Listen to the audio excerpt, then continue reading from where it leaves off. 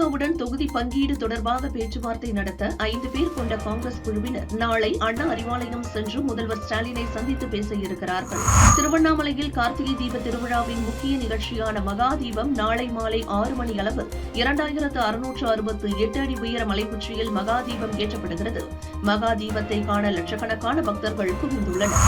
பாரதிய ஜனதா சொல்லித்தான் தாவேகவில் சேர்ந்தார் என்ற திமுக விமர்சனத்துக்கு பதிலளித்த செங்கோட்டையன், நான் தீர்க்கமாக முடிவெடுத்து தாவேகவில் சேர்ந்தேன், யார் சொல்லியும் சேரவில்லை, என் பயணம் சரியாக இருக்கும் என்றார்.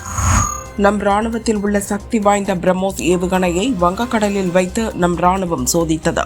அனைத்து இலக்குகளையும் ஏவுகணை துல்லியமாக அடித்தது. சோதனை வெற்றி பெற்றது என்று ராணுவம் அறிவித்துள்ளது. ஆழ்ந்த காற்றழுத்த தாழ்வு மண்டலத்தை சுற்றி தொடர்ந்து மழை மேகங்கள் உருவாகி வருவதால் சென்னை திருவள்ளூரில் டிசம்பர் 2 முடியும் வரை மீண்டும் மிக கனமழை கொட்டி தீர்க்கக்கூடும் என்று டெல்டா வெதர்மேன் ஹேமச்சந்தர் கூறினார்.